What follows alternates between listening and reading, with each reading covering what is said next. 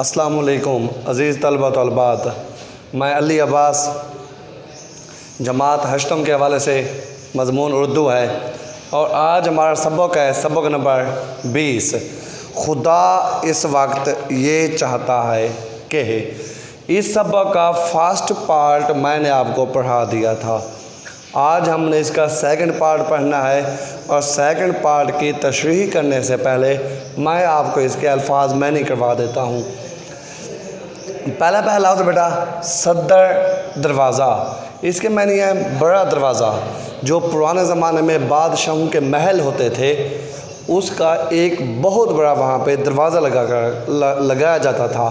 اس دروازے کو صدر دروازہ کہا جاتا تھا، جس کے اوپر چوبدار ٹھہرتے تھے۔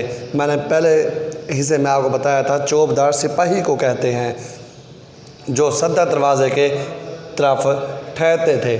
کاہے کس لیے سینہ تان کر، ڈیل ڈول دکھا کر، ٹھٹکا گھبرایا، اشرفیاں سونے کے سکے، جس طرح آج ہمارے پاس روپے ہوتے ہیں کاغذ کے، یا ہمارے پاس سکہ ہوتا ہے 5 روپے والا، روپے والا، 2 روپے والا، اسی طرح پرانے زمانے میں کاغذ والے روپے نہیں ہوتے تھے، بلکہ جس طرح آج ہمارے پاس سکے ہیں، اسی طرح کے ان کے پاس روپے ہوتے تھے، جنہیں وہ اشرفیاں کہتے تھے۔ تسلیمات سلام و دعا کرنا، عرض پرداز ہونا، درخواست کرنا، خانہ زاد خاندانی غلام، جہاں پناہ حفاظت کی جگہ، خیر خواہ ہونا، بہتری چاہنا، سر پٹ درایا، بہت تیز درایا، آنن فانن دیکھتے ہی دیکھتے، تحکمانہ انداز میں، حکم کے انداز میں، ناف درمیانی نقطہ، ماپ پمیش ان گشت بھر انگلی کے برابر، مریل بیمار، جھٹ سے فوراً سے، لوٹو واپس آ جاؤ۔ جی یہ الفاظ بھی نہیں ہو گئے ہیں، ان کا آپ نے ہوم ورک بھی کرنا ہے اور ان کو یاد بھی کرنا ہے۔ اب سبق کی تشریح کی طرف واپس آتے ہیں۔ کسان نے بادشاہ سے ملاقات کی، اور بادشاہ نے کسان کو انعام دیا۔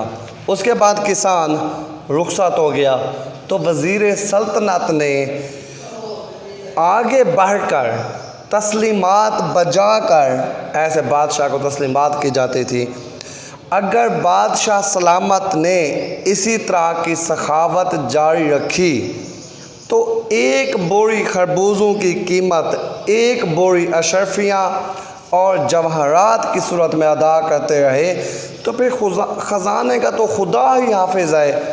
کسان کی خوشی کو چند 100 اشرفیاں بھی بہت تھیں۔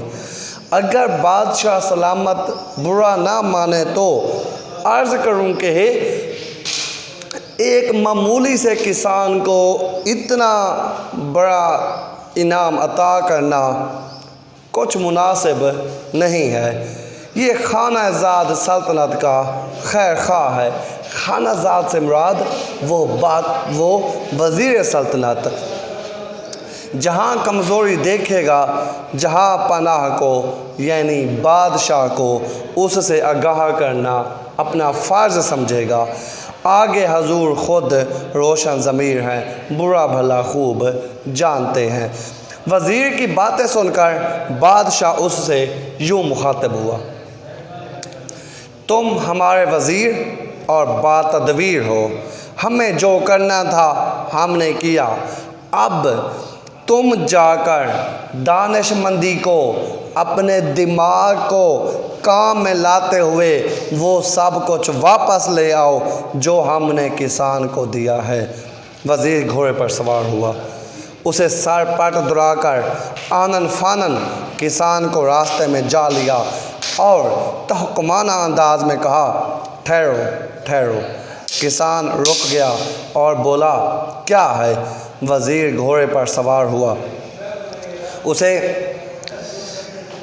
کیا ہے کہ بچے من بھر خربوزے دے کر تم اتنی ساری دولت لیے جا رہے ہو اور یہ نہیں ہو سکتا؟ وزیر نے کہا کیوں نہیں ہو سکتا؟ کسان بولا یہ دولت تم نے مجھے نہیں دی ہے، بادشاہ نے دی ہے۔ تمہیں معلوم ہونا چاہیے کہ میں اسی بادشاہ کا وزیر سلطنت ہوں، یہ دولت تم چند شرائط کے ساتھ لے جا سکتے ہو۔ وزیر بولا اگرچہ میرے لیے یہ جاننا ضروری نہیں کہ تم کون ہو، اور یہ بھی ضروری نہیں کہ میں تم سے اس سلسلے میں بات کروں، یہ میرا اور بادشاہ کا معاملہ ہے، یعنی کسان اور بادشاہ کا معاملہ ہے۔ بہرحال وزیر سے کسان نے کہا تم شرطیں بتاؤ، پہلے میرے 3 سوالوں کا جواب دو۔ وزیر نے کہا بسم اللہ، تو تمہارا پہلا سوال کیا ہے؟ کسان نے پوچھا۔ میرا پہلا سوال یہ ہے کہ آسمان پر کتنے تارے ہیں؟ وزیر نے کہا۔ کسان نے گدھے کی پیٹھ پر ہاتھ مارا اور کہا جتنے اس گدھے کی پیٹھ پر بال ہیں۔ اس کا کوئی ثبوت؟ وزیر نے پوچھا۔ دونوں کو گن لو، ایک بھی کم پڑے تو میں قصوروار ہوں گا، کسان نے کہا۔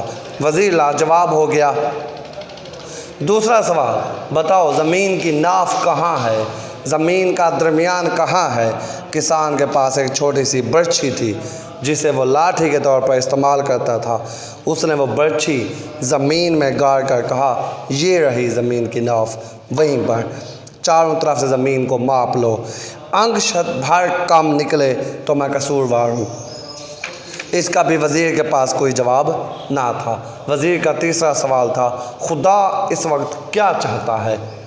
کسان نے کہا توبہ توبہ، خدا کے بارے میں ایسی حالت میں کیسے بات ہو سکتی ہے؟ تم ایک اعلیٰ نسل کے گھوڑے پر سوار ہو، نہایت قیمتی لباس پہنے ہوئے ہو، میں ایک معمولی درجے کا کسان پھٹے پرانے کپڑوں میں مریل سے گدھے پر بیٹھا ہوا جو ڈھچکوں کر کے چلتا ہے اور مشکل سے دن بھر میں 2 کوس فاصلہ طے کرتا ہے، بھلا اس حالت میں خدا کے بارے میں کیا بات کر سکتا ہوں؟ مجھے میرے سوال کا جواب چاہیے۔ وزیر بولا اپنے سوال کا جواب چاہتے ہو تو ایک کام کرو، کسان نے کہا۔ وہ کیا ہے؟ وزیر نے پوچھا۔ یہ کہ تم گھوڑے پر سے نیچے اترو، اپنا لباس مجھے دو اور میرے کپڑے تم پہنو۔ یعنی کسان نے کہا جو میں نے کپڑے پہنے ہوئے ہیں وہ وزیر پہنے گا، اور جو وزیر نے پہنے ہوئے ہیں کسان نے کہا وہ میں پہنوں گا، اور تم اس گدھے پر سوار ہو جاؤ، پھر میں تمہارے سوال کا جواب دینے کے قابل ہو سکتا ہوں۔ پھر میں تمہیں یہ بھی بتا دوں گا کہ خدا اس وقت کیا چاہتا ہے۔ وزیر گھوڑے سے اترا، کسان نے وزیر کا لباس پہنا، وزیر نے کسان کے کپڑے پہنے اور گدھے پر بیٹھ گیا۔ اب جو حالت وزیر کی تھی وہ کسان کی بن چکی تھی، اور جو پہلے کسان کی حالت تھی وہ اب وزیر کی بن چکی تھی۔ کسان نے جھٹ سے گدھے پر سے بوری اٹھائی اور لپک کر وزیر کے گھوڑے پر سوار ہو گیا۔ اشرفیوں اور جواہرات سے بھری سامنے بوری رکھی اور ایر لگا کر گھوڑے کو دوڑا دیا۔ جاتے جاتے اس نے وزیر سے کہا خدا اس وقت یہ چاہتا ہے کہ میں تمہارا لباس پہنے اس شاندار گھوڑے پر سوار ہو کر بادشاہ کی عطا کی ہوئی دولت کے ساتھ اپنے گاؤں واپس جاؤں، اور تم میرے کپڑوں میں ملبوس اس گدھے پر بیٹھ کر دربار میں لوٹو۔ سمجھ گئے نا؟ اس طرح کسان نے اپنی چالاکی سے وزیر سلطنت کو بھی ناکام بنا دیا۔ یہ سبق نمبر 20 کا سیکنڈ پارٹ بھی عزیز طلبہ طالبات مکمل ہوا۔ انشاءاللہ تعالی کل میں آپ کو اس کی مشق کرواؤں گا۔ آپ نے سبق کی تشریح کرنی ہے، ورڈز میننگ کو یاد کرنا ہے، پڑھنا ہے۔